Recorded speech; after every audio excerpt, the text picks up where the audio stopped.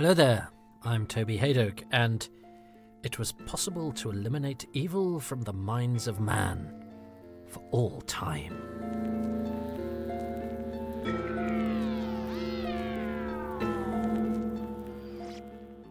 Welcome to Too Much Information, which aims to tell you the who, what and when of Doctor Who, a television programme about setting forth on a globe-trotting adventure, no matter if you really want to or not.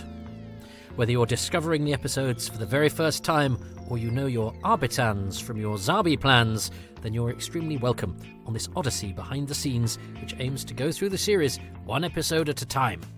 In this edition, it's an episode which launches Doctor Who's very first quest narrative as the time travellers embark on a journey around the planet Marinus in search of some missing microcircuitry. So join me, Toby Haydock, as I give you the who, what and when of Doctor Who, the Sea of Death. Or, on second thoughts, maybe Marinus isn't the best place for a beach holiday. First broadcast on the 11th of April 1964 at 5:32 p.m.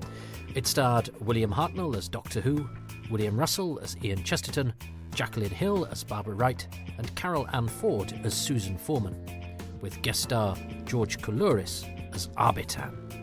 It was written by Terry Nation, produced by Verity Lambert, and directed by John Gorrie. It was watched by 9.9 million people, and the audience appreciation was 62.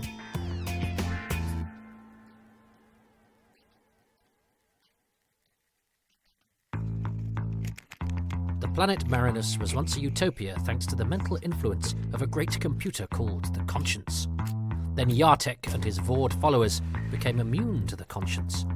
To keep Yartek from perverting the machine, 5 critical keys were removed and hidden across Marinus. Now the scientist Arbitan has found a way to make the Vord susceptible to the Conscience once again, but although he has sent his followers in search of the keys, none have returned. When the TARDIS materialises on the island where the Conscience is housed, Arbitan is determined to recruit the Doctor, Ian, Barbara and Susan to help him, willingly or otherwise. Meanwhile, the Vord have found a way to penetrate the sea of acid which encircles the island.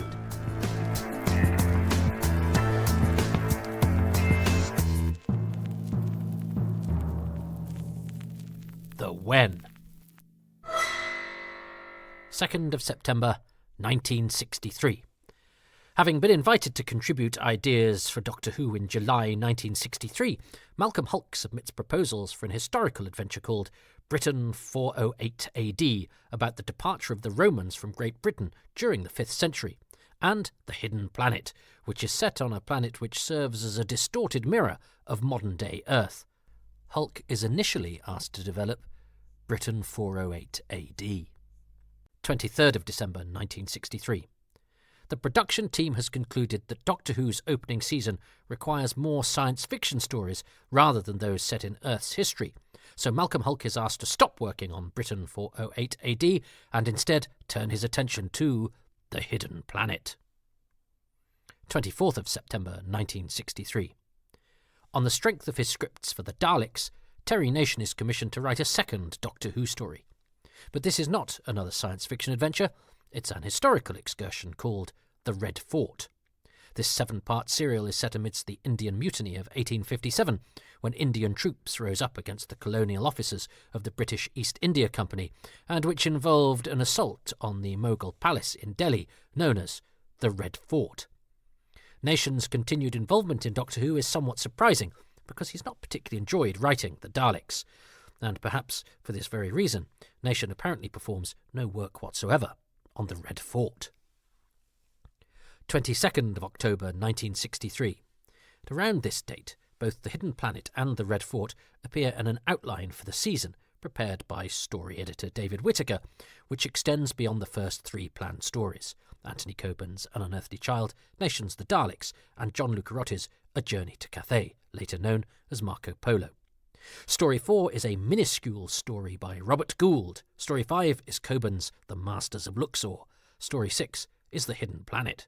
Story 7 is a 7-part serial with an unspecified historical setting to be provided by Whittaker himself, and Story 8 is The Red Fort. 1st of November 1963. The season's transmission schedule shifts slightly to accommodate the addition of the two-part The Edge of Destruction, aka Inside the Spaceship, but not round here, by story editor David Whittaker, which will now be Story 3, inserted between the Daleks and A Journey to Cathay. The Hidden Planet is now Story 7, while The Red Fort becomes Story 9. Before long, however, The Hidden Planet moves up to 5th spot when it becomes clear that neither Gould's scripts nor The Masters of Luxor will be ready in time for production. 2nd of December 1963. Malcolm Hulke is commissioned to write the 6 scripts for The Hidden Planet. 16th of December 1963. This is Terry Nation's delivery date for The Red Fort. By his own admission, however, Nation has put all thought of Doctor Who and of his second commission for the programme out of his head. 21st of December 1963. The Dead Planet, the first episode of The Daleks, is broadcast. Somewhere in Hampstead, it dawns on Terry Nation why he's been having this nagging sense that he's forgotten to do something. January 1964. Malcolm Hulke delivers a script for The Hidden Planet Episode 1. It is not what the Doctor Who production team was looking for, and it quickly becomes clear that The Hidden Planet can't be relied upon as Story 5. The problem is, it's due into studio in mid-March, which means that design work will have to start in a matter of just a few weeks. Suitable scripts are needed, and with the utmost urgency. 21st of January 1964. The first 5 episodes of The Daleks have now aired. Doctor Who has gained 3 million viewers over that span, bringing its total audience to nearly 10 million. In light of this success, Terry Nation meets with David Whittaker, producer Verity Lambert, and associate producer Mervyn Pinfield. Nation is asked to cease work on The Red Fort, not that he ever seems to have started, and instead write a 6-part science fiction adventure which can take the place of The Hidden Planet. Since Nation will need to deliver his scripts within a month, Whittaker offers to work closely with him to develop the narrative. It's quickly agreed that the story will consist of 4 short scenarios, each one introduced and resolved within a single episode, while the opening and closing instalments will tie everything together. It's felt that this approach will be easier for Nation to write in such a brief span of time. Nation quickly assembles a storyline under the title The Keys of Marinus. However, its 4 pages are limited to a background and a description of the first episode, The Sea of Death. At this stage, the conscience of Marinus not only eradicated evil thoughts from the people of Marinus, referred to as Marinians, but also made them vulnerable, for they had no will or desire to resist attack. Thus the planet was invaded by the Vord, and the Marinians offered no resistance. Indeed, they encouraged their brutal visitors. The Vord of the storyline are totally alien. They have only white corpuscles in their blood, for example. And this is given as the reason for their ability to resist the conscience's influence. The scientists who invented the conscience were also immune to its effects, which is why they had the wherewithal to deactivate it by removing its keys. The Marinians could then retaliate against the Vord, leading to a war that has lasted for centuries, and which the Vord are now beginning to lose. Arbitan, whose name is meant to evoke the word arbiter, is described as the last of the great scientists. He has discovered that the Vord are now susceptible to the conscience because intermarriage and constant exposure to the climate and conditions of Marinus have made the Vord somewhat akin to the Marinians. Arbitan has transported the conscience to the island setting of the first episode, and it is he who has surrounded it with a sea of sulphuric acid. Arbitan possesses one of the 5 keys, not because he had always kept it with him, but because one of his followers was successful in retrieving it. In addition to their goal of taking control of the conscience, the Vord have also come to the island to learn the secret of immunity, known only to Arbitan.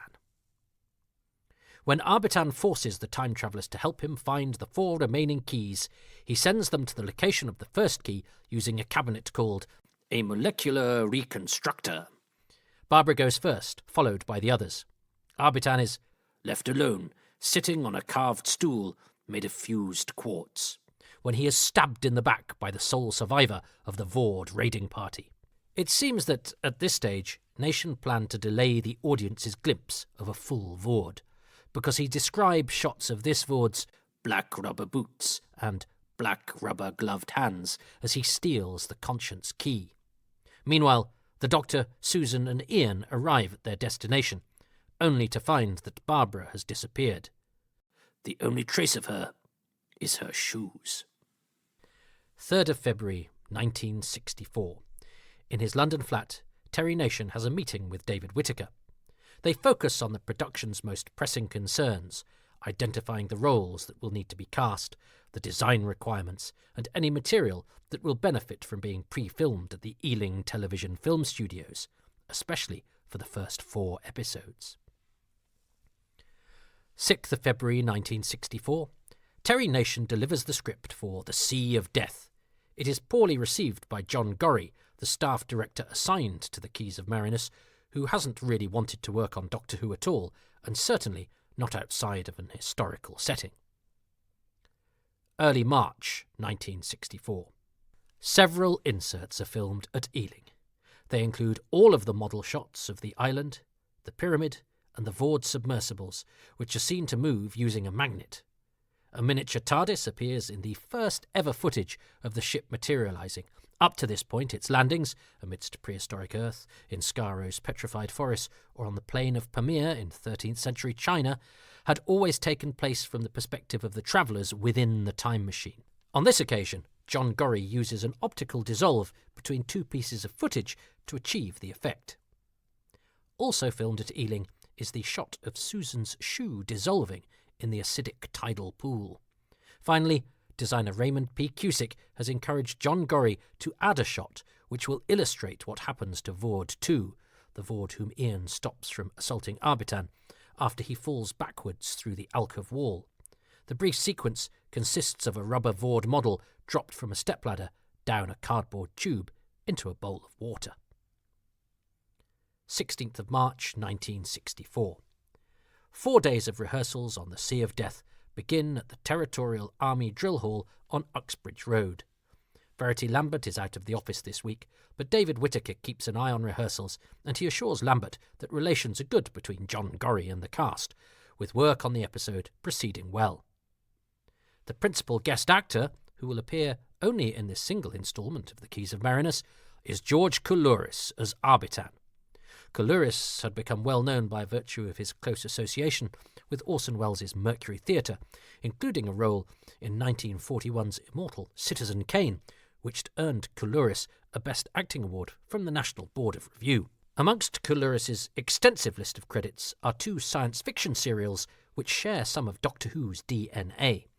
As regular listeners to Too Much Information are well aware, the BBC head of drama who spearheaded the development of Doctor Who was Sidney Newman. Before he arrived at the BBC, however, Newman was the head of drama at ITV franchise holder ABC.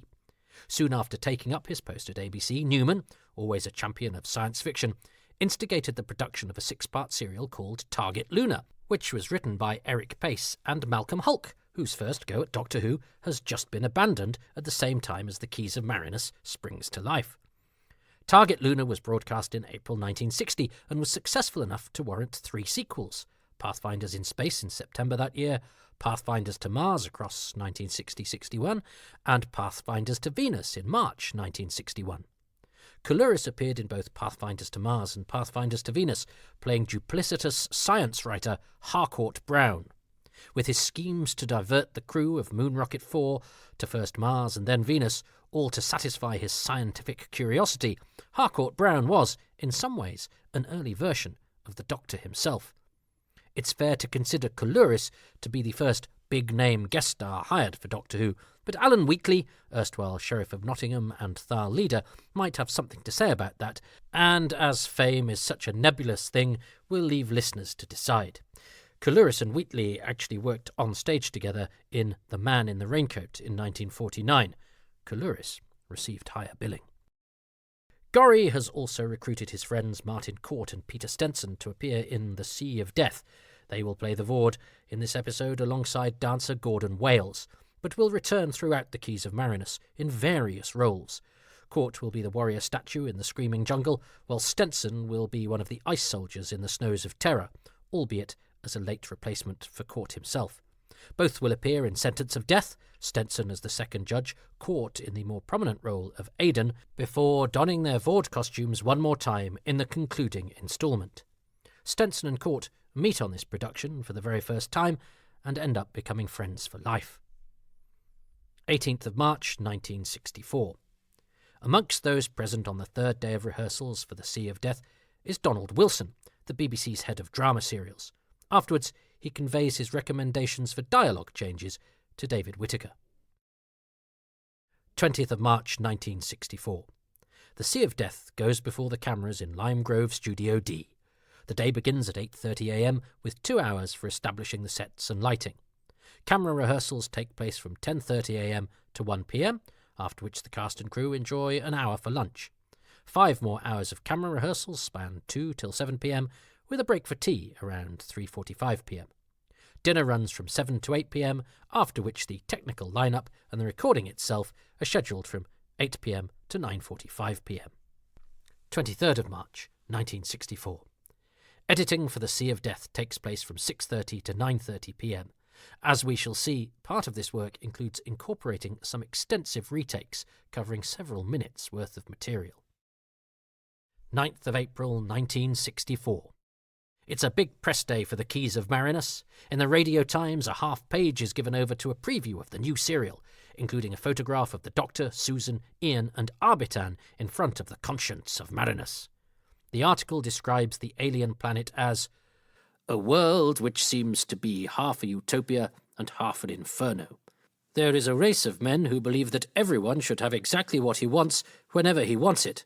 At the same time, there is a rival race as sinister as the Daleks. This doesn't quite match up with the action on screen, however, and it seems that the utopia described by the author may be a garbled version of the city of Morpheton from the second episode, The Velvet Web. The item goes on to give a brief profile of William Russell, whom it notes is a former Old Vic actor, previously best known for his costume parts in serials like Nicholas Nickleby. It concludes, when not travelling into the future, he lives in a sense in the past, in a 17th century house near London. The fact that Russell, one of the regulars, is commented upon here rather than the episode's prominent guest star, Coulouris, may have something to do with Russell's unhappiness about not appearing on the Radio Times cover when Marco Polo featured, with these column inches now serving as some kind of apology and recompense. The Daily Mail also profiles the Keys of Marinus. Douglas Marlborough's article, headlined "New TV Monsters Will Rival the Daleks," focuses on the Vord, another breed of space fiction weirdies. Marlborough mentions their rubber costumes no fewer than 3 times, whilst also noting that they have the horned hands of king-sized beetles, key-shaped protuberances on their faces, and hands like giant claws. He also quotes Verity Lambert as saying of the Vord, "They do not appear in every episode. They're only one of many menaces." Over in the Daily Express, the Vord and their rubber costumes are again the centre of attention, with a photo accompanying an article called "After the Daleks, a New Horror, Vords." We'll come back to the puzzling pluralisation of Vord a little later in this episode. This piece too compares the Vords' heads to enormous beetles, the creepy crawly things, not Ringo and co., and on top of their noses, antennae sprout. All in all, pretty horrible. 11th of April 1964. Photos of Carol Ann Ford as Susan, with Peter Stenson in his Vord costume, crop up in a couple of newspapers. The Mirror's "My word, it's a Vord," see Susan being carried away by the Vord, while she gets her own back in the Daily Mail's "In the grip of a Vord," playfully chomping down on Stenson's rubber-encased arm. Then, at 5:32 p.m, The Sea of Death hits the airwaves, a couple of minutes later than its scheduled start time. It should be mentioned that during episodes of Too Much Information to date, I've perhaps been a little remiss in that I've been reporting the scheduled transmission time for each episode, but not the time that the episodes actually went out. And I know that these are the hard-hitting, earth-shattering, mind-blowing facts that you expect Too Much Information to deliver, so deliver them I shall from this point on. I've even hired a chap to help out with the scripts to avoid colossal failures in judgment like this in the future, or, at the very least, to have someone else I can blame them on. Ha ha. For what it's worth, none of the Doctor Who episodes we've discussed so far have deviated from their intended schedule by more than 3 minutes. That laggard, if you're curious, and I know you are, would be The Rescue, the concluding episode of the Daleks, so I haven't missed out on anything particularly exciting. We'll have to wait until the censorites before a transmission time really goes off the rails. The 9.9 million viewers who watch The Sea of Death represents an audience 500,000 smaller than Assassin at Peking, the final episode of Marco Polo. However, the chart position is exactly the same, 22nd. Furthermore, the audience appreciation score rebounds. Having been mired at 59 for the last 3 weeks, it bounces back up to a healthier 62. The What? As the Doctor Who title sequence fades, we mark the first instance of a story starting without having been foreshadowed in any way by its predecessor. An Unearthly Child ended with the TARDIS detecting the radiation on Skaro that would be a key plot point in the Daleks. The Daleks culminated in the explosion aboard the TARDIS that was the first indication that the time machine is on the edge of destruction. And the edge of destruction wrapped up with Susan discovering a footprint in the snow upon the plain of Pamir, the initial setting of Marco Polo. But Marco Polo concluded with Marco Polo and Kubla Khan speculating about the ship's next destination. Only now do we discover the answer to that question, although Terry Nation's draft script had assumed there would be a reprise from the end of Marco Polo. Its cue for a recap from the previous episode was dropped from the camera script. As we've already discussed, the model shot of the island on Marinus incorporates the landmark first TARDIS materialisation. Note that the miniature TARDIS still boasts the St. John's ambulance badge on the police box door, but, as we'll see in a few minutes, when the travellers leave the time machine, it's already been painted over on the full-size prop. There is one connection between Marco Polo and the Keys of Marinus. Ian is still wearing the jacket he acquired during the latter stages of the previous story. His opening line of dialogue, asking the Doctor about the presence of radiation, is the first, but certainly not the last, example in Doctor Who of Terry Nation's proclivity for referring back to his own earlier scripts. A stage direction deleted from the camera script indicated that the Doctor should join Ian and Barbara at the scanner screen rather than having all 4 TARDIS travellers gathered around the console. Likely this action was omitted because a bare-bones TARDIS set has been assembled with little room for the time travellers to move anywhere except towards the door. The Doctor and Susan's exchange about the old man equipping his ship with colour television was considerably longer and, in its own way, far more remarkable in the camera script. The Doctor was to explain that, "I was working on that on your planet. You remember the first time we met. My colour rays aren't mixing. I went along to the British Broadcasting Corporation, but they were infernally secretive." Susan was then to ask, "Was that the day you came back in such a bad temper, grandfather?" To which the Doctor responded, "I never lose my temper." Almost 60 years on, it's difficult to say whether this exchange would have been gloriously metatextual or risibly self-reverential. Certainly, though, it demonstrates an awareness that the Doctor's personality has already evolved away from the hostile paranoia that characterised his initial appearance in An Unearthly Child, with a suggestion that, in fact, this gruffness was never meant to be indicative of his usual temperament. What we nearly had there, then, was Doctor Who's very first retcon. In the script, the image of the TARDIS scanner was to be a photo caption, but instead we have a live feed from the beach set, as captured by camera 4. While this does provide a shot of the sea and beach, as Terry Nation had requested, we can reasonably infer that what he had in mind was a wider perspective looking out onto the water, rather than a view encompassing just a few feet beyond the shoreline. As a result, Ian's sighting of something on the scanner screen, presumably meant to be a glimpse of the Vord's glass submersibles, seems pretty unlikely. The Doctor stumbles over his reply to Susan's request to leave the TARDIS. The Doctor is meant to say, Yes, I don't see why not. There doesn't seem to be any danger." But Hartnell loses his way early on, instead offering, "Yes, I don't think so. I don't see why not. There's nothing, no danger about. Come on, let's go." This pirouetting around the intent of the line then appears to throw William Russell off his. Ian's "no, well," is meant to agree with the doctor's assessment that there's no danger, before he reconsiders with his comment about seeing something move on the scanner. Instead, it seems like Ian is telling the doctor and Susan not to go. The doctor's rather baffled "what" is also unscripted, leaving Russell to pull his comments back to their original aim. In doing so, Ian comes across as somewhat less certain about the motion on the scanner. In the script, he definitively dismisses it as just a shadow, but on screen, it's possibly just a shadow.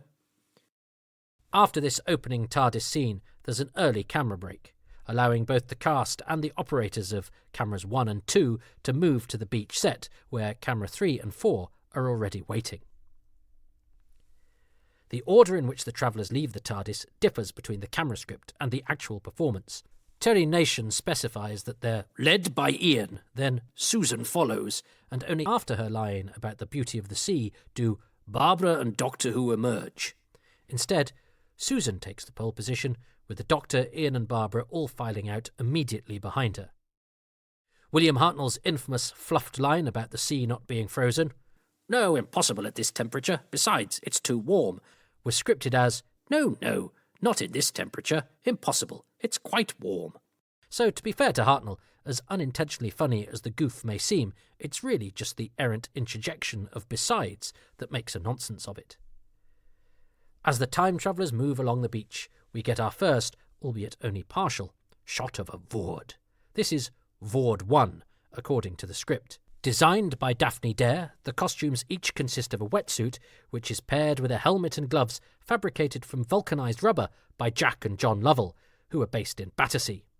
The Lovells work to a quote of less than £70, about £1,800 in today's money. Now, the surviving documentation indicates that the Lovells were asked to make 3 Vord helmets and 3 pairs of gloves, and this is going to be a significant digit later in this episode, so stay tuned. When the Doctor approaches Ian and Barbara with the chunk of glass, the script suggests that he should instead be holding a handful of pebbles that each look like lumps of glass, so presumably several smaller pieces of glass rather than a single big piece. A lengthy exchange is dropped on recording after the Doctor confirms Ian's deduction that what he is holding is glass. "I nearly had heart failure," exclaims Barbara. "I thought you were going to tell us they were diamonds." The Doctor replies, "Oh, yes, of course, diamonds are precious stones on your Earth, aren't they?" "Very," Barbara confirms.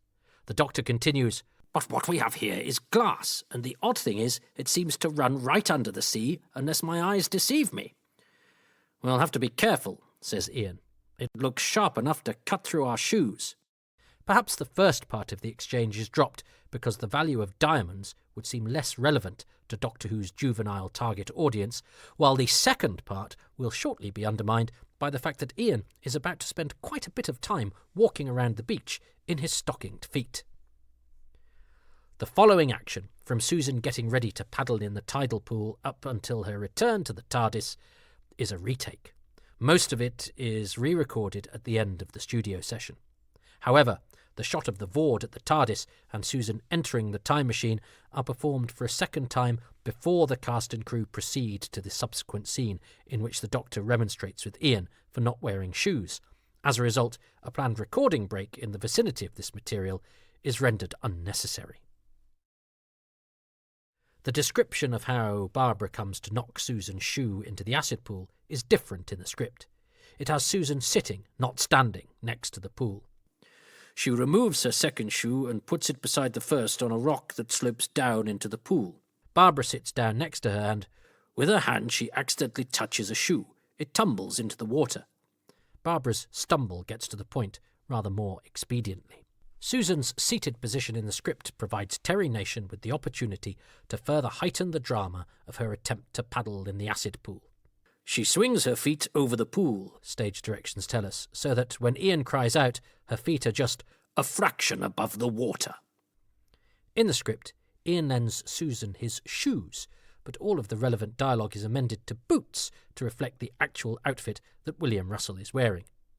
Susan's quip about filling the boots with sand and her description of them as 7-league boots plus Ian's remark about Susan getting lovely corns are all ad-libs. In the script, Susan and the schoolteachers just laugh as she tries on his footwear. In the shot of the TARDIS door that follows, the script indicates that it should be partly opened, which it certainly doesn't appear to be on screen. The Vord is meant to start to push the door further ajar when he hears Susan approaching, whereas the finished episode instead has him caressing the lock as if he's never seen one before, or maybe because it reminds him of the keys that are going to be essential to the Vord domination of Marinus. By the way, we get our first, albeit only partial, description of a Vord here. A hand and arm cased in black rubber, the fingers webbed. Terry Nation is specific about not yet wanting to reveal the full Vord shape. Another beloved William Hartnell gaffe follows in the next scene. The Doctor is scripted to say to Ian, "Pity you weren't wearing shoes, young man. You can have lent her yours." Instead, he muddles through the immortal, "Yes, and if you'd had your shoes on, my boy, you could have lent her hers." John Gorrie has suggested that he very nearly stopped the recording for a retake of this line, but let's be honest, we're all very grateful that he decided not to, aren't we? During this exchange, the Doctor, Ian and Barbara are meant to be rounding a rock formation, and only then do they spy the Vord's glass submersibles. This staging makes rather more sense than the Doctor spotting them simply by turning around, which means that they must have been in the schoolteacher's line of sight the whole time. The submersibles are constructed by Shawcraft, the same Uxbridge-based firm responsible for the Dalek casings, and were chiefly made from perspex. Terry Nation's script describes them as 3 transparent tubes, each about 6 feet long and wide enough for a man to lie inside. The noses of the tubes are bullet-shaped and opaque. At the tails are stabilizing fins.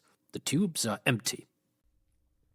The Doctor asking Ian to help me get this top off as he inspects the glass submersible was simply, "Give me a hand to get it open," in the draft script.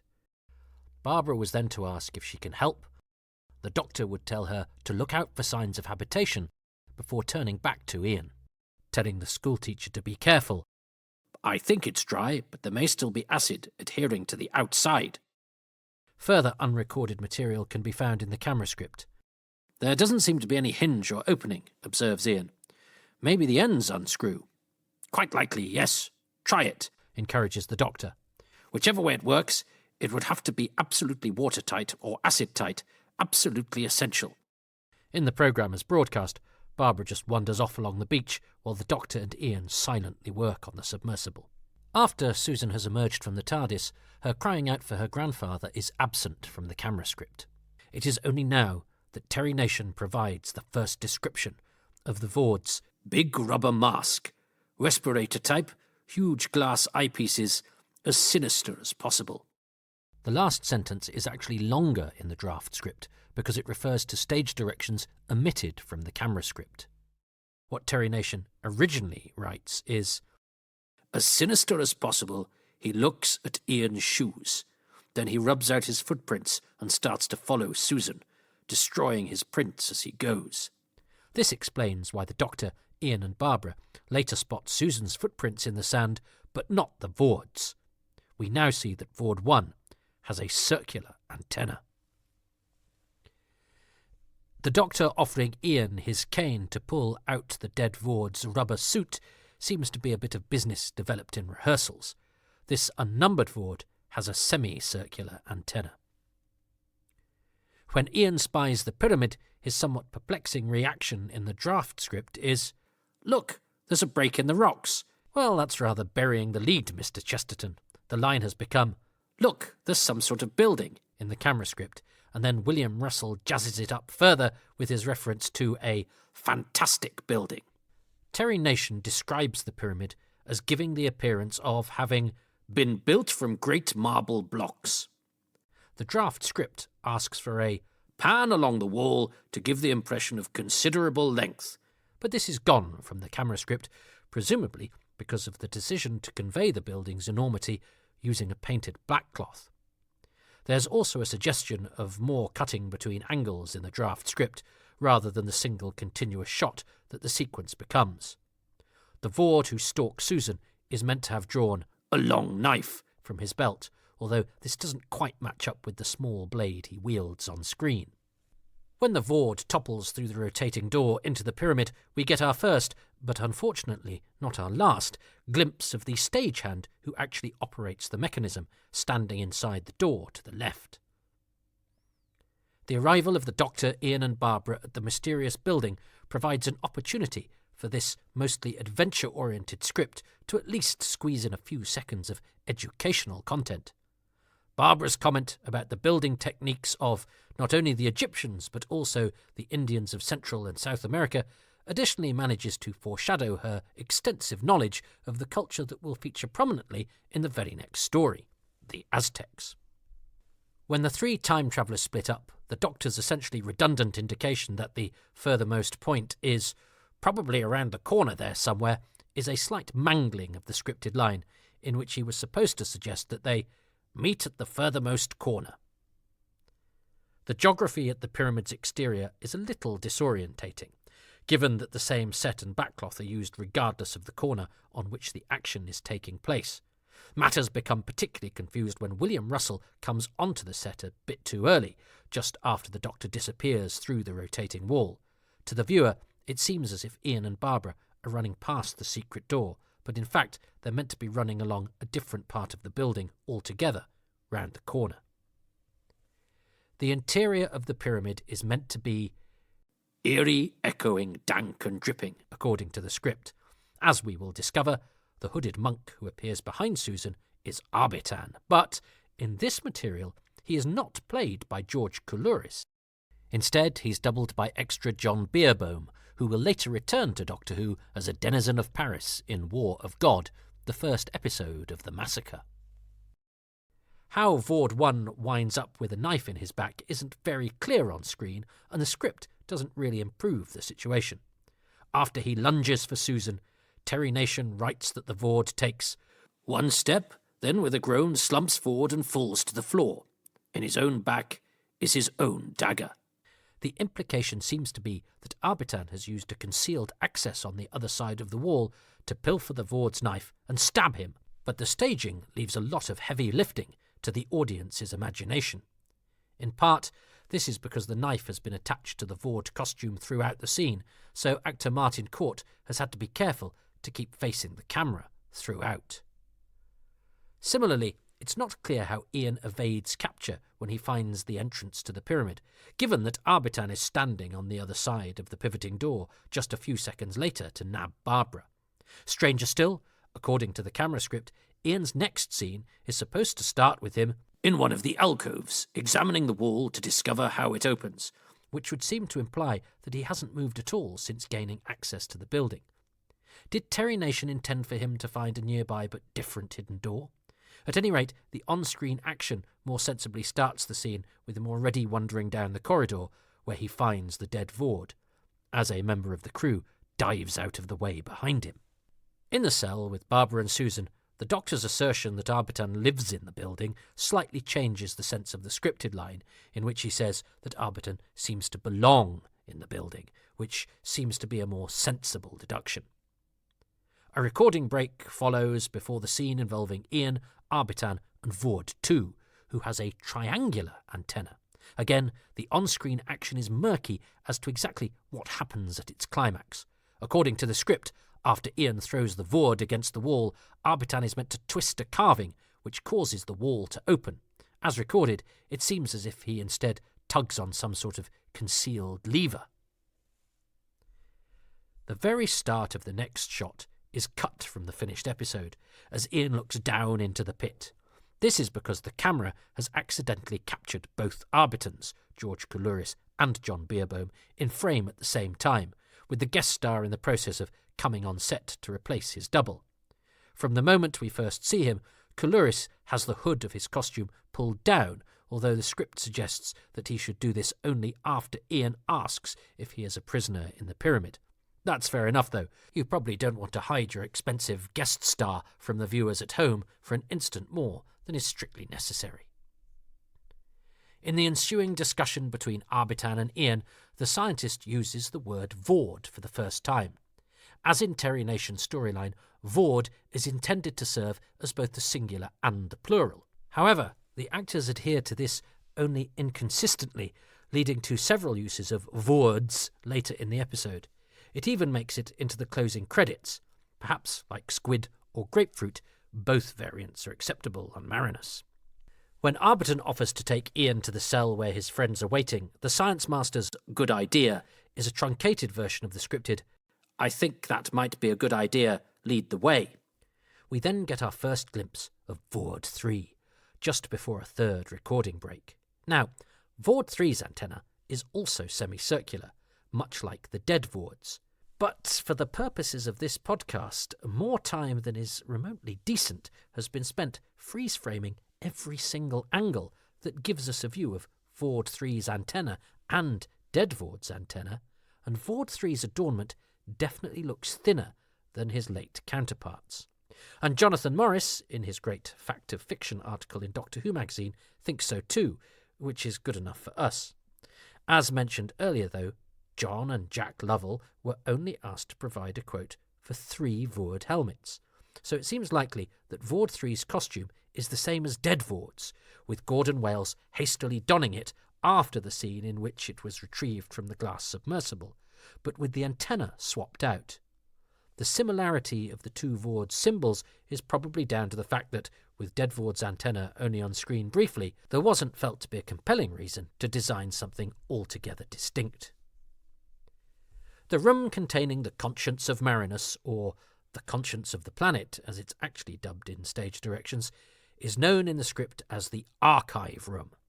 It's meant to be lined with shelves, all stacked with documents and books, but designer Raymond Cusick has very limited money to spend, and so it is mostly assembled out of metal and fiberglass scenery stock scavenged from elsewhere, including elements from a light entertainment programme that were essentially pulled out of the skip. The big spend on this set is the conscience itself, which is also constructed by Shawcraft. A vast electronic machine designed with symmetry is how it's described in the script. This symmetry is broken at 4 points where it is obvious that some parts of the machine have been removed. The shattered symmetry isn't obvious on screen, where the conscience is, in fact, a very symmetrical dodecahedron. Maybe planet Marinus isn't located far from planets Tygella and Zulfathura. Speaking of which, it's only at this stage that we learn the name of the world on which the TARDIS has landed. Marinus is a Latin word from mare, or sea, and it is, of course, the provenance of English words like marine and marina. It seems very likely that Terry Nation is directly inspired by the acid sea which surrounds the current episode's island setting, but we'll shortly see from Arbiton's map that the planet's only landmasses are a single continent and 1 small island, so Marinus is indeed very much a water world. When Arbitan is giving the history of Marinus, he was originally to say that Yartek invented an immunizer. He made many of these immunizers for his followers. The on-screen dialogue is more vague, simply indicating that Yartek found a means of overcoming the power of the machine. Likewise, Arbitan was later to say that, "We always hoped that we would overcome Yartek's immunizer," rather than, "We always hoped that we would find a way of modifying it and making it again irresistible."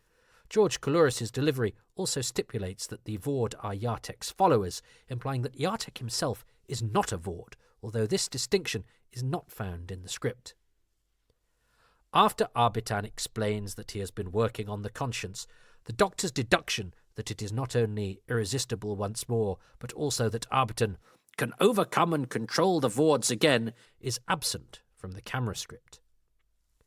The fade to black at the end of the scene in the archive room marks another recording break, providing the series regulars with an opportunity to return to the beach set. At the start of the next scene, stage directions indicate that Ian should sit down as he and Barbara wait for their companions, but William Russell remains standing, probably because the only seats that the set offers all bear an unfortunate resemblance to giant skewers.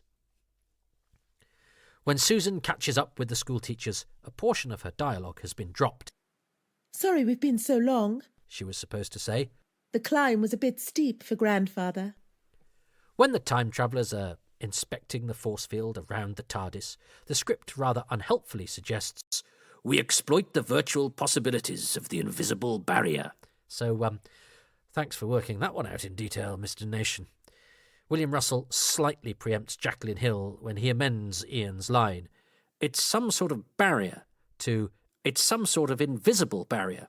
As scripted, it is Barbara who first uses the term invisible, but it's pretty obvious anyway, so let's cut him some slack.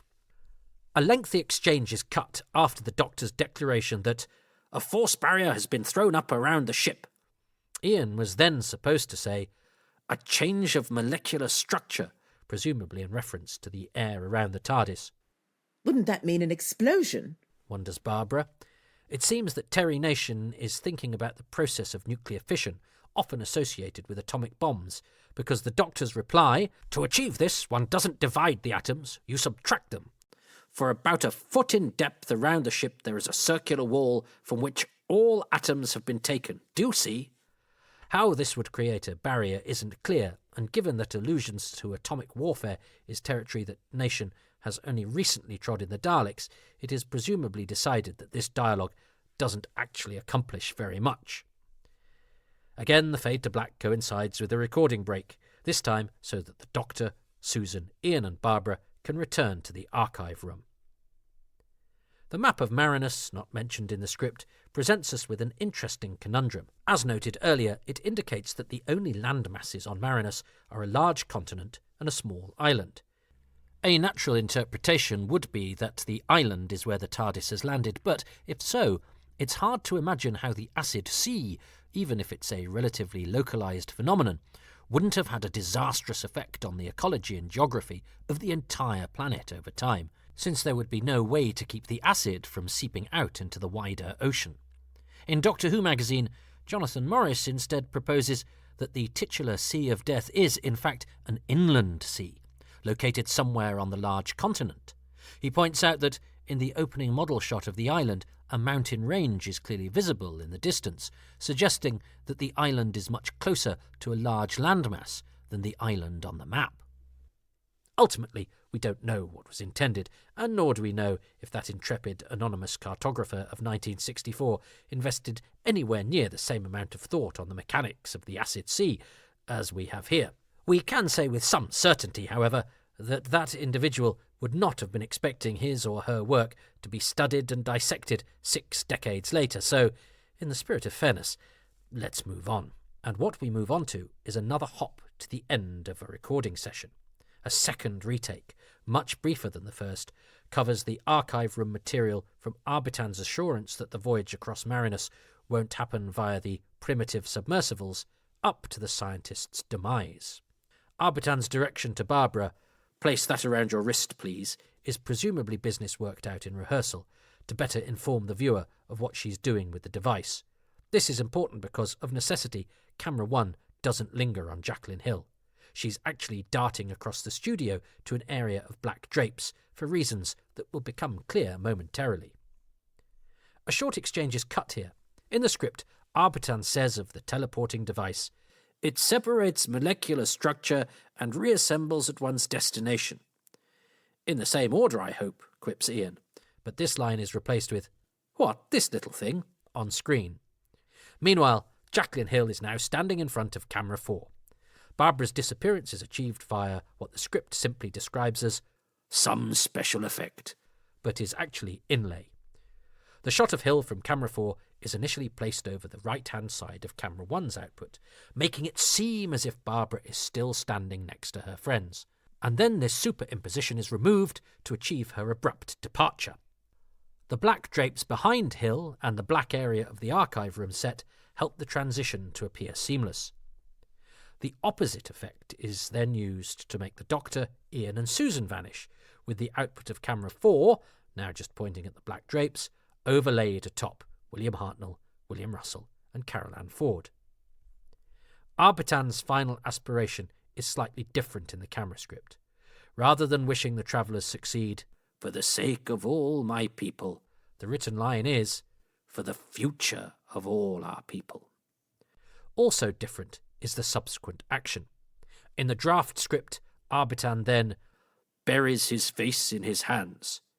His death at the hands of Vord 3 was to be more oblique, achieved first by a pan to the door to establish the Vord's presence, then a cutaway of an upraised knife in the Vord's hand, and finally a close-up of Arbitan as he jerks forward and sinks to the floor.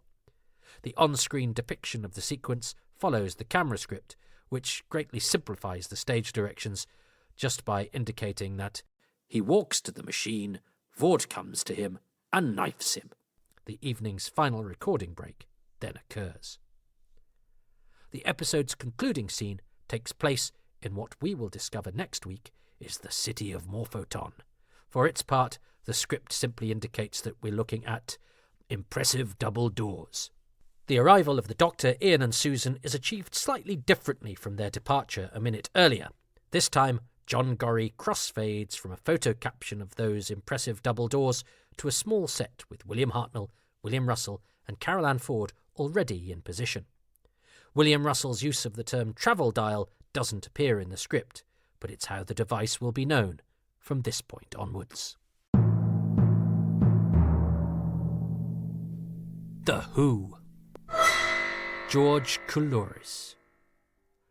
George Coulouris, playing Arbitan, has the distinction of being the only actor to have appeared in both Doctor Who and Citizen Kane, often described as the greatest movie of all time. He was born to a Greek father, Nicholas, and an English mother, Abigail, née Redfern, in Manchester on the 1st of October, 1903. He grew up in Salford because, as he recalled in 1986, his father was a gutsy little Greek who was not satisfied to starve in a little mountain village in the Peloponnesus, but made a zigzag way which ended him up running the King's Restaurant, Trafford Road. Nicholas had even greater success, making money buying, refurbishing and selling junk from the nearby docks. As well as being put to work helping his father's business, sorting junk, cleaning things, hanging them out to dry, all sorts, young George attended Manchester Grammar School, where he was a bright and cultured student. "I was changed in every way by that school," he recalled, and that included being cast in the school play. He had ambitions to be a journalist, but a meeting with one, orchestrated by Nicholas in order to put him off, with a declaration that it was impossible to make a living as one, had the desired result. George suffered some racial abuse due to his Greek heritage, but "I was deeply and romantically attached to England culturally, spiritually. I learnt the greatness of Shakespeare. His verse drove me wild, so much so that I pranced around the streets of Manchester, howling out parts of Othello." Nicholas, of course, did not approve of his son's theatrical ambitions either. Indeed, he tried to get what George described as all the rich Greeks of Manchester to dissuade him. "They told me that I was insane, that I was going into a profession which was a barrowload of shit, that I would marry a woman that had slept with hundreds of men before, and that I would starve." Instead, Nicholas attempted to set him up with a shop dealing in cotton materials in Athens. This was something of a disaster, and George returned home.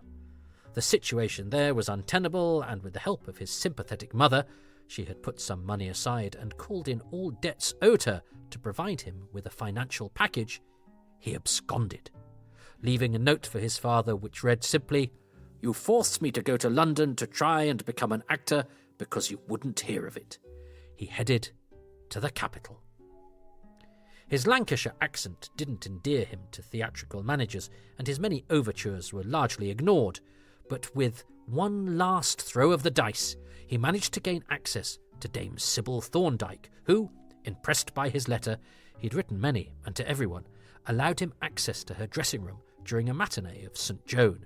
She was in full armour, and he, as he put it, bellowed his Shakespeare at her, terrifying her mother, who was also present. Thorndyke graciously suggested that George apply for a scholarship to the Central School of Speech and Drama, where, she said, they had the personnel to iron out his northern dialect. So he travelled. He ended up bluffing his way in French into a job as a waiter on the liner Majestic, frequented by millionaires, and took teaching jobs in Luzerne and then Milan, and was eventually taken in by Central, in 1925. By this time, his father had come around to his ambitions and helped to sponsor his study. "I didn't fit in," George recalled of that time. "The other students thought I was a very, very eccentric character. They were mostly colonels' daughters, and I felt socially inferior."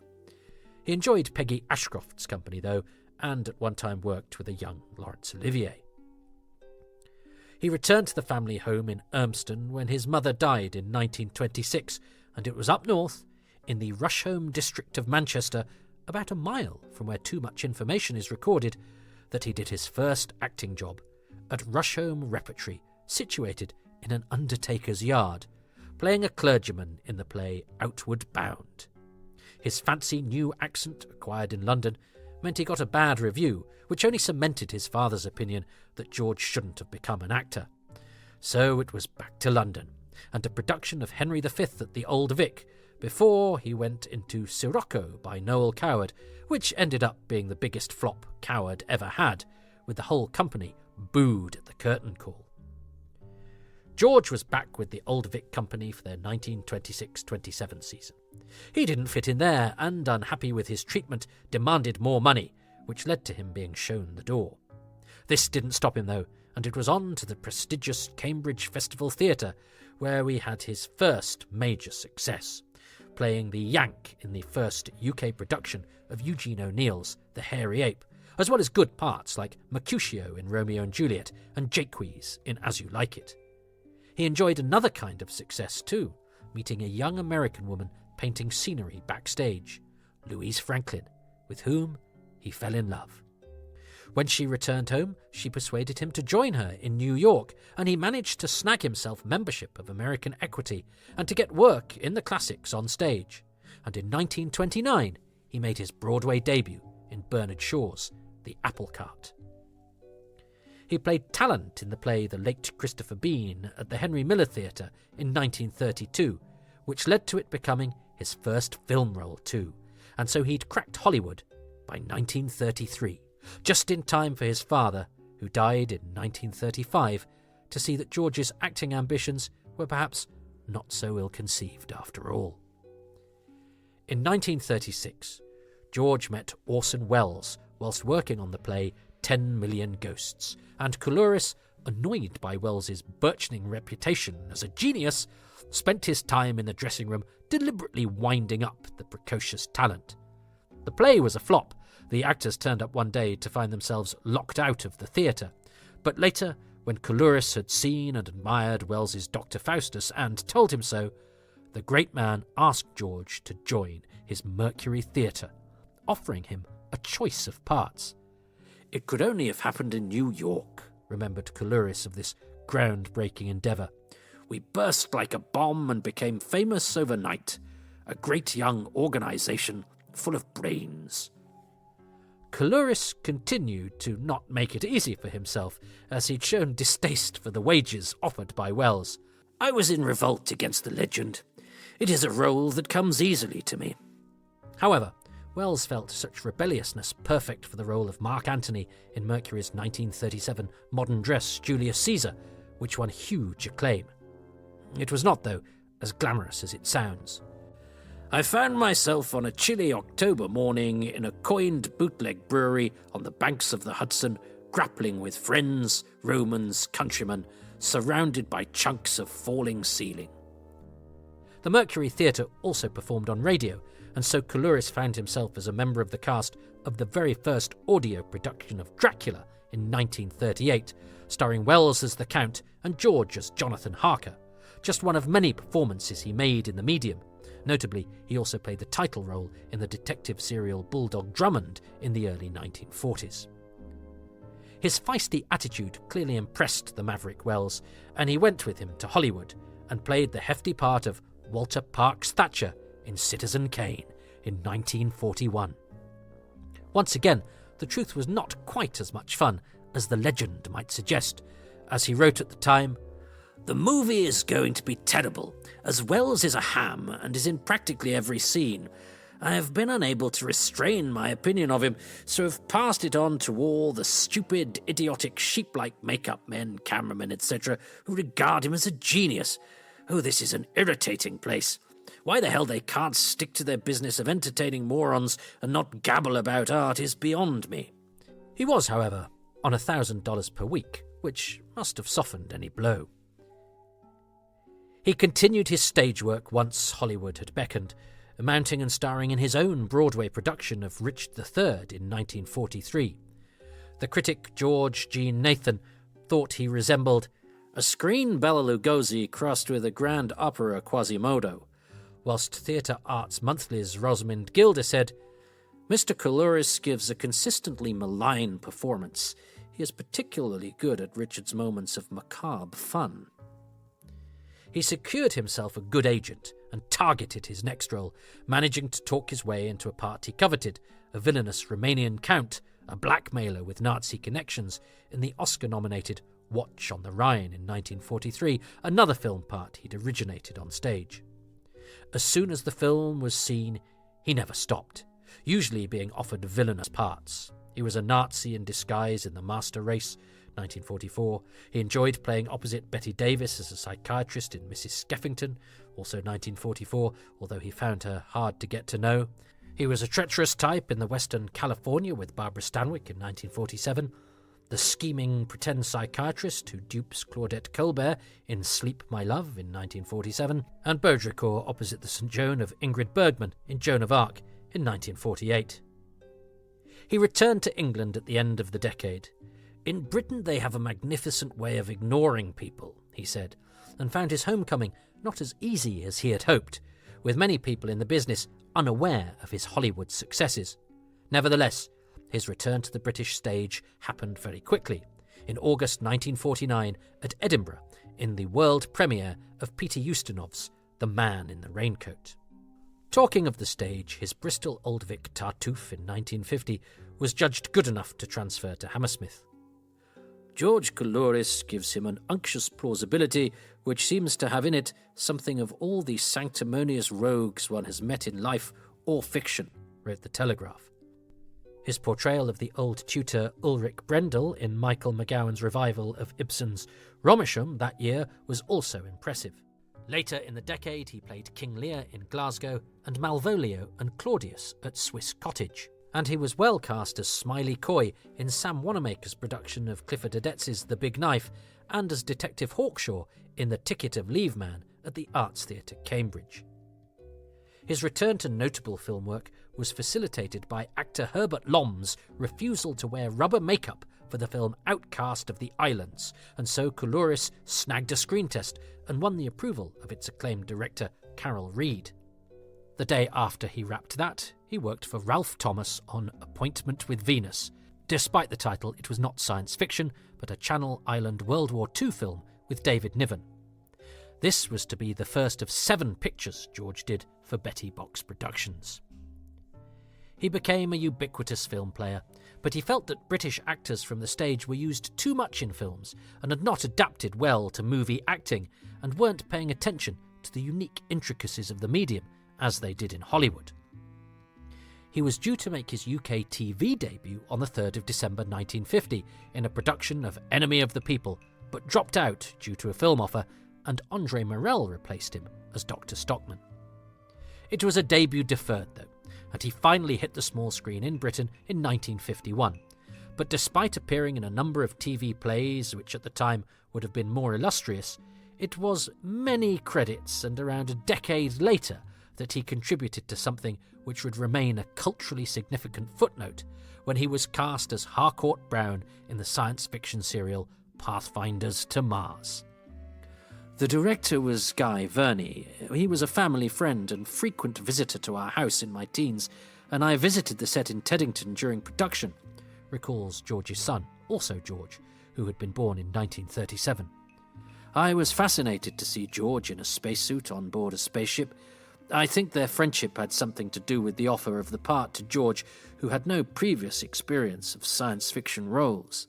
As mentioned earlier, Harcourt Brown was introduced as a mysterious character, one who proves to be untrustworthy and a crotchety eccentric, manipulating the more traditional heroic types in the serial and its follow-up, Pathfinders to Venus. It's possible to see elements of the character that might have appealed to producer Sidney Newman, and been employed by him in his next big science fiction venture. George's other TV roles are too many to adequately catalogue here, so let's confine ourselves to genre: Danger Man in 1960, R3 in 1964, The Prisoner episode Checkmate in 1967, and culturally enduring, the Hancock's Half-Hour episode The Missing Page, 1960. While his credits in the medium are too many to list, his frustrations in regard to working in it are worth quoting. "Television has wrecked acting because it's impossible to make a stirring success. I'm never in line for an ordinary part, an English barrister, say, with some sensible lines to deliver.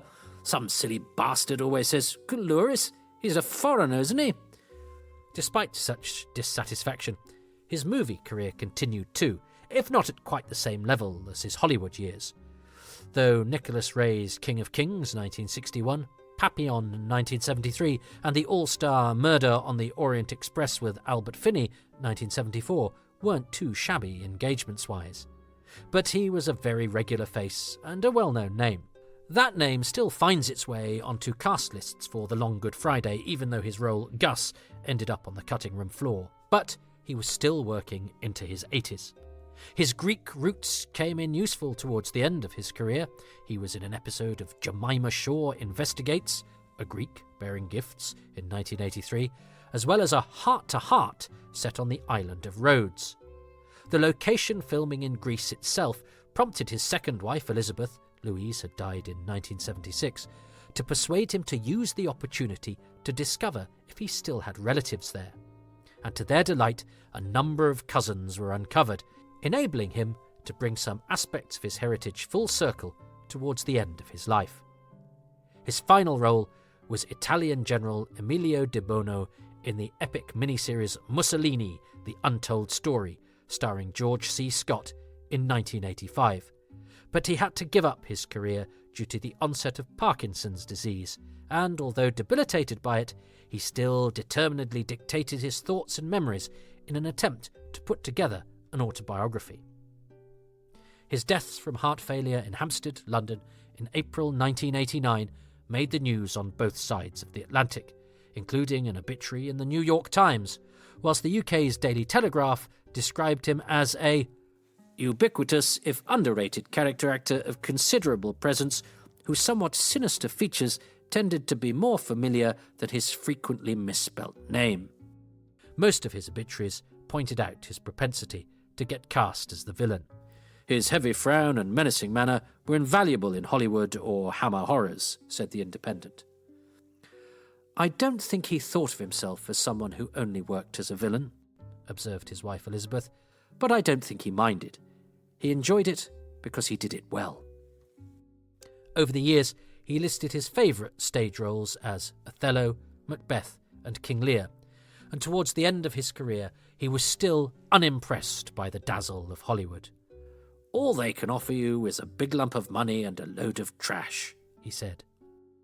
His son, George F. Coulouris, is a retired British computer scientist and emeritus professor of Queen Mary, University of London.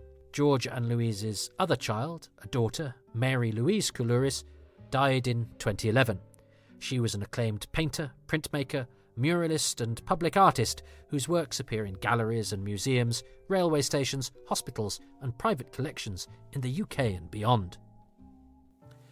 "Even Orson Welles couldn't displace my father as the most colourful person in my life," remembered George Coulouris, and it was perhaps his Greek ancestry that was responsible for his most prominent characteristic, his strong sense of drama, both on the stage and off it. He is the subject of a book, The Unholy Three, Screen Villains and English Gentlemen by John Hamilton, the titular triumvirate of Coulouris, André Morel and Dennis Price, and there is much more detail than even too much information can handle at the website coulouris.net, which has photographs, cuttings, and even an archive interview with our subject. On his 100th birthday, Appointment with Venus was shown at the Corner House Cinema in Manchester. William Russell was in attendance, as were George's family. There was a special exhibition about his life and work at the Salford Museum and Art Gallery in 2005. From humble beginnings, George Coulouris played golf with Olivier in Beverly Hills, and he dined once with President Roosevelt, and he shared the screen with a number of the greats. He also gets a mention in the Doctor Who audio adventure Invaders from Mars, set during the making of Wells's War of the Worlds, which Coloris wasn't actually in, but it doesn't matter because it's a nice nod and he might have been around. John Houseman has the line, "Coloris, what are you doing with those keys?" which means he has the pleasing distinction of being an actor who has played a role in a Doctor Who story and featured as a character in another. It pales into insignificance to some of the major achievements of this busy and capable thespian, but hey, that's an actor's life. Talking of which, reflecting at the end of his life, George said he had no time for the usual crap written by actors about their 99 careers. "I now realise what a miserable business I've been in for over 60 years. A business where I can't remember telling the truth about a job, a part in a film or play, when I was interviewed, too frightened of not getting it, and later on, to protect my growing bank balance, I listened to variegated morons give their opinions of plays which I knew to be asininely stupid and pretentious." He remained then, never one to mince his words nor curry favour. One can only imagine what he thought of the Keys of Marinus. George's son George has been extremely helpful, providing too much information with a wealth of material for this episode, so it's only fitting that the last word on George should come from him. George's career commitment was to drama and to playing interesting parts in any dramatic medium. This commitment guided his life and career from UK repertory theatre to Broadway and Hollywood. George was fortunate to land his first major film role in Citizen Kane. Many people would regard the Hollywood career that followed as their life's goal, but not George. His love for stage performances and the English way of life brought him back to the UK. George had many of the characteristics one would expect in an actor, though not at the expense of a very intense interest in the wider world, from politics and sport to a 40-year family life in his Hampstead home.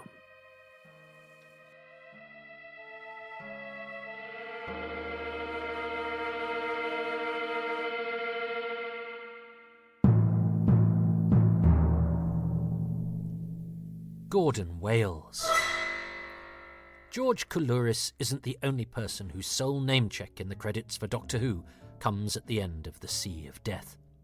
This is also the only time that Gordon Wales is featured on an episode of Doctor Who. The Vord return in episode 6, but he doesn't, nor is he used to play different roles throughout the serial, like a kind of theatrical rep performer, in the same way that his compadres Peter Stenson and Martin Court are.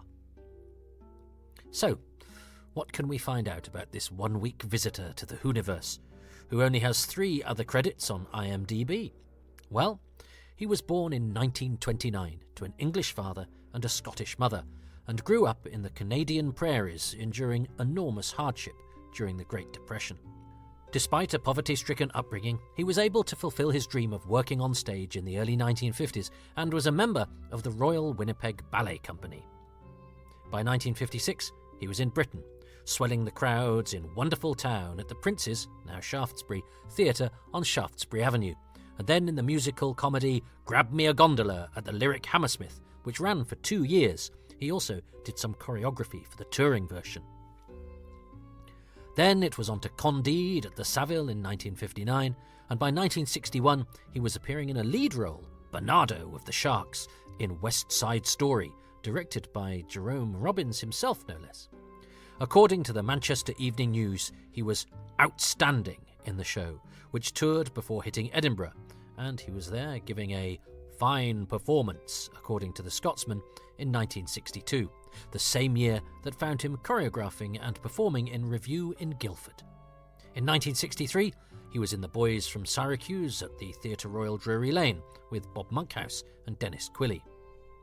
He was also making inroads into television, usually as a dancer, on revue-based shows like Kindly Leave the Stage and Millie, before he donned his rubber for the stint on Marinus.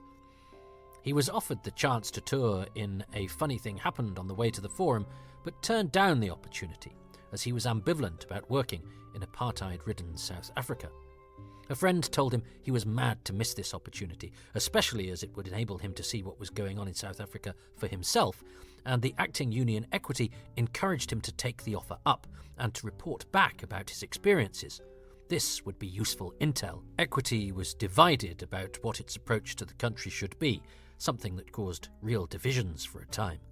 He fell in love with the country the moment he stepped off the plane, and having been hired for the show for 6 months, he ended up staying for 13 years. He started pottery as a hobby when recovering from a back injury incurred during a theatrical endeavour, and gradually it became his profession. He formed the Pottery Association of Southern Africa and taught art from his studio. He remained unhappy with the politics of South Africa, though, and so scouted Canada to see if it was possible to earn a living there, and happened upon a gap in the market. He found it to be dominated by brown pieces, so he decided to specialise in white pottery, and retailers were delighted. Having relocated to a new continent then, he opened a pottery studio, Flagstone Gallery, so named because his property included part of a quarry among its land, on Salt Spring Island, British Columbia, and became rather well known in his field. The house is now a bed and breakfast called Quarrystone House. The gallery room that visitors can stay in to this day is named after Gordon's studio and gallery. When he moved from there, he relocated to Vancouver Island. And that's where the trail ends. Too much information, can't find anything about Gordon beyond 2020. Are he and his wife Janet out there? Well, if so, Gordon would be in his mid-90s, but that's no reason to give up. And I have contacted the family members that I think I've traced. But if there's anyone out there who has a friendly old thesp living next door, whose eyes light up with a reawakened memory at the sight of flippers, well, as we know, in these circumstances, one can never have too much information. As for Gordon himself, his philosophy on life paints an interesting picture. I'm quoting here from an interview with him that I found.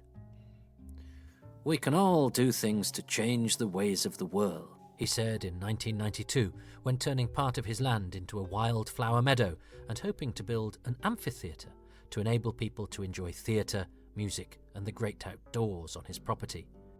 "Even if we just make a garden that makes someone happy."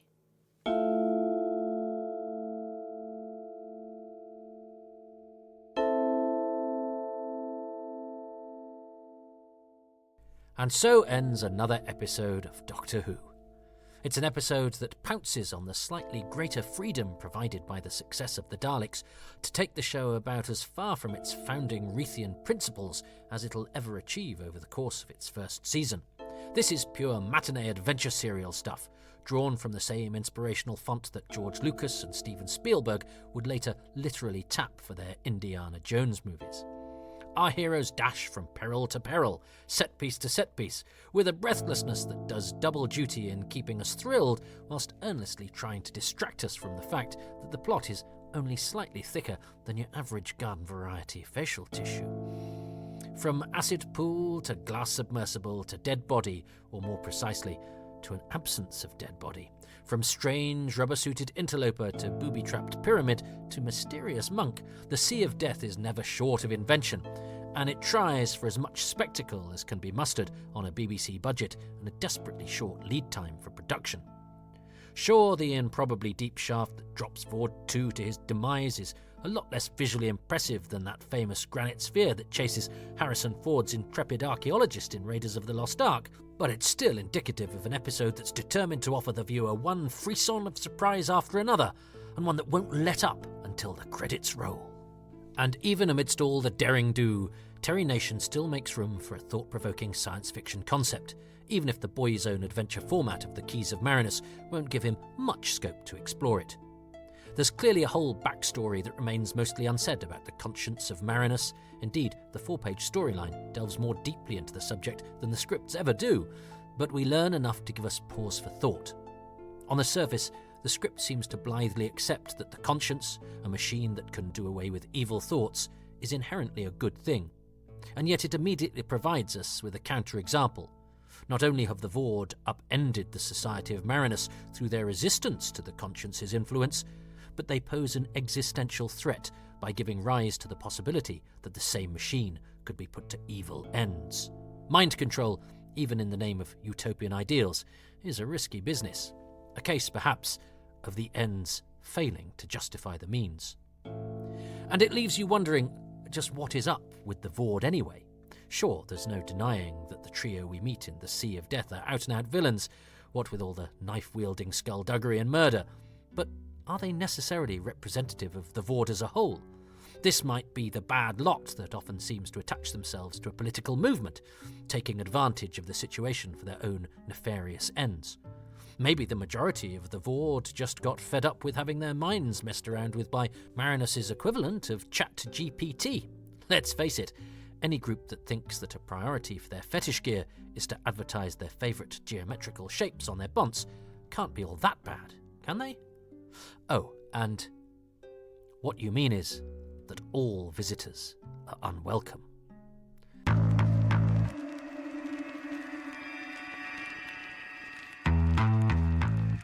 Doctor Who, The Sea of Death.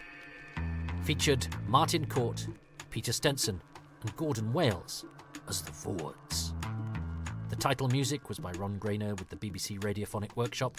The incidental music was by Norman Kay. The story editor was David Whittaker. The designer, Raymond P. Cusick. And the associate producer was Mervyn Pinfield. Coming next, it's episode 2 of The Keys of Marinus, but in some ways it's also a brand new adventure, as we dispense with any thoughts of the creepy rubber-suited Vord in favour of the no less creepy and only slightly less rubbery brains of Morphoton. That's next time on Doctor Who, Too Much Information.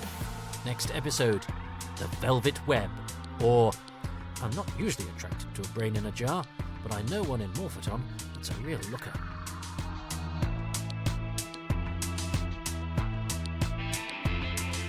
Too Much Information, The Sea of Death, was presented by me, Toby Haydoke, from a script that I co-wrote with Shannon Patrick Sullivan. Additional voice work came courtesy of Chrissy Bone and Shirley Houston, and this was made with thanks to Richard Bignell, David Brunt, Kral Thal, Alex Moore, Stephen Shapansky, Peter Ware, and special thanks to George F. Coulouris. The series consultant is Richard Bignell, and the music has been specially composed by Wayne Shepherd.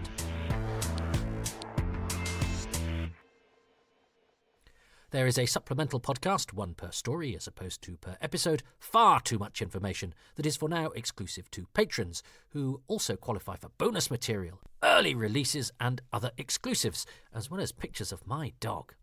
Patrons are also nearly 6 months ahead with my Happy Times and Places podcast, so if you want to hear video maker from the other side of the world, Kieran Hyman, roll the dice on the Celestial Toy Maker, or magazine editor and book writer Graham Kibble-White stay up all night with Sleep No More, then head to patreon.com/Toby Haydoke. References. Too Much Information would, of course, contain far too little information if it weren't for the wealth of original scripts and production paperwork that has been unearthed and collected over the years. My debt to those responsible for this Herculean effort is beyond description. The production subtitles on BBC Video's DVD of The Keys of Marinus, written by Richard Molesworth, are a treasure trove of insight and information. The earliest days of Doctor Who are chronicled by a small library of splendid reference works, from Jeremy Bentham's pioneering Doctor Who The Early Years to the titanic tag team of Doctor Who The 60s and Doctor Who The Handbook The First Doctor by David J. Howe, Mark Stammers and Stephen James Walker, and culminating in Doctor Who The Complete History Volume 2, edited by John Ainsworth. The Complete History boasts contributions from Jonathan Morris, Richard Ainsworth and Alistair McGowan, and Mark Wright is co-editor as well, and of course it builds upon the archives published in Doctor Who magazine and written by Andrew Pixley. The archive for The Keys of Marinus can be found in issue 310, with updates in the 7th instalment of the Doctor Who magazine special edition. Also, a vital resource in the pages of Doctor Who magazine is the Fact of Fiction, for which Jonathan Morris studied The Keys of Marinus in issue 445. And a discussion of relevant periodicals cannot end without an acknowledgement of that premier magazine of Doctor Who research, Richard Bignell's Nothing at the End of the Lane. Occupying its corner of the World Wide Web for 28 years and counting is Doctor Who, A Brief History of Time, open brackets, travel, close brackets. There, Shannon Patrick Sullivan provides another account of the making of the Keys of Marinus, although this one is rather more, well, brief, as it says on the tin. And finally, if you want to know more about the fascinating George Coulouris, then visit the aforementioned coulouris.net, which has been lovingly curated by George's son. I walk in the shadows of giants. Giants who are probably less interested in smelling the blood of an Englishman than in thoroughly scrutinising his curriculum vitae.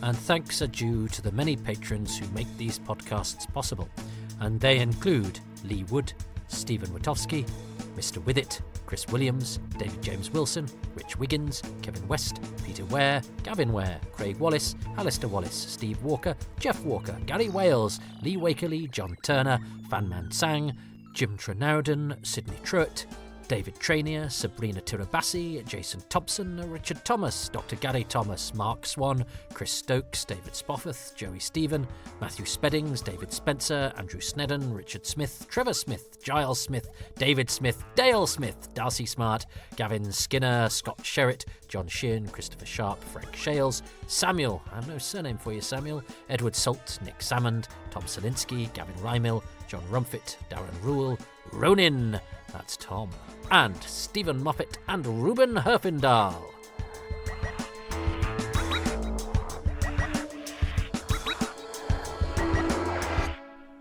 And would you like your name read out on the credits? Well, that's one of the many bonuses of being a patron of these endeavours. Find out more at patreon.com/Toby Haydock. There, for as little as £3 a month, you are able to get advance releases, bonus material, pictures of my dog. You'd have got this particular podcast a couple of months early. The Happy Times and Places podcasts are about 6 months earlier. And you also get behind-the-scenes snoops at any sort of DVD documentaries I might have done or events, interviews with Doctor Who personnel, and all sorts of other goodies, as well as the most popular corner of my Patreon, which is pictures of my dog. Well, he's a very nice chap. So that's patreon.com/Toby Haydock, where you get a 10% discount if you sign up for a year in one go. There are other ways of supporting without having to commit to monthly payments. You can go to ko-fi.com/Toby Haydock and give a one-off donation anytime something's particularly tickled your fancy. Or if you want to do the bit that doesn't cost anything, that's absolutely fine. I'm just grateful you've listened. In fact, I'm even more grateful if you're listening this far in, because, you know, the fun's over. If there was any fun. The scrutiny is over. The pedantry is over.